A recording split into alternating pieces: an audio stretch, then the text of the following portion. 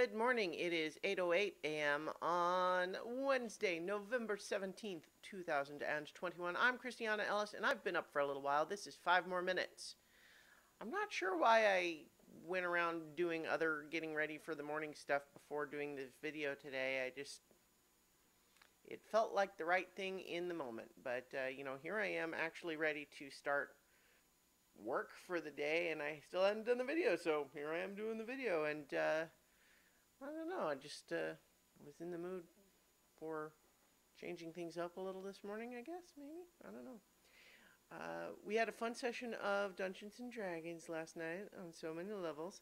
I'm excited because the party has now arrived at what's going to be a new dungeon location. Looking forward to that. And, we got some fun combat stuff, so that's fun. The fun things are fun, in case you were unaware of the, what's that axiom? Identity axiom?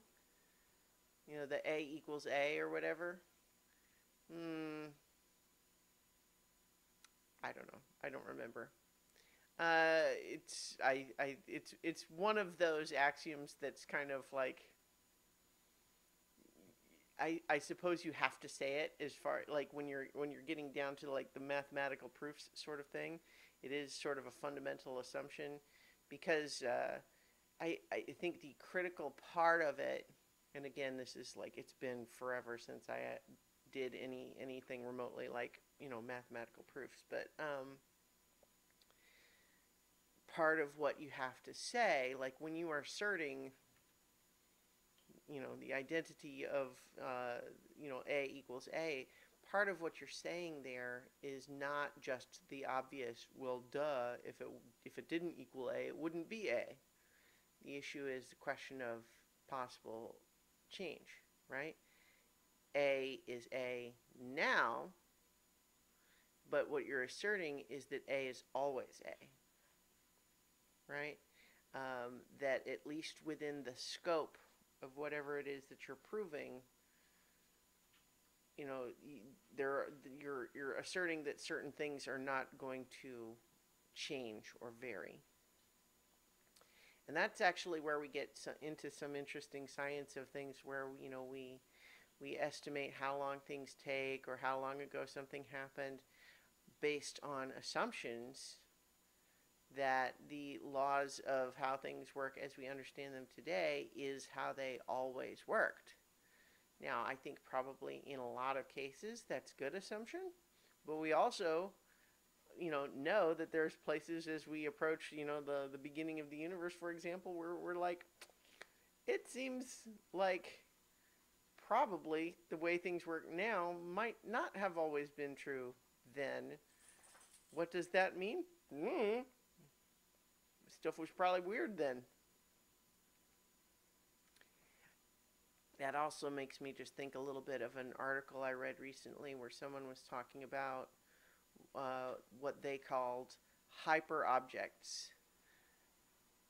Namely, which are really, like, it's a little bit of a philosophical concept, so it's not straightforward to just describe, but the simplest way would be to say, it's a concept that you can name, like, or a phenomena. This usually wouldn't refer to just like a thing that you hold in your hand, but a hyperobject, so something you hold in your hand, like this coffee mug, that's an object, right? And even coffee mugs would probably still be just like, it's a collection of objects. So what's a hyperobject? Hyperobject would be something. It's usually going to be a little bit more conceptual, but it's, in theory, defined by physical processes, but might be too big, ultimately, for the human mind to comprehend in totality. So something like, say, climate change might be an example of a hyperobject. It's one, actually, the ones cited in the article that I was reading. The idea is, like, there are, we can certainly say, okay, well, we believe that climate change is the manifestation of physical processes that in principle we are able to understand and arises from measurable things, but the complexity of it is sufficient that it is impossible for us to really get our head or our arms around the entirety of it, right? We can say, here are the main effects, and here are things that we believe that we could do to change those effects in one way or another, but the idea of being able to comprehend everything about it, probably impossible, at least with our current, ability to comprehend things and, hyperobjects. So anyway, I probably explained that very badly, and then also explained the identity axiom or whatever it's called badly, and that's all fine because I've got to get to work, which doesn't involve either of those things. So I'll talk to you all tomorrow for 5 more minutes.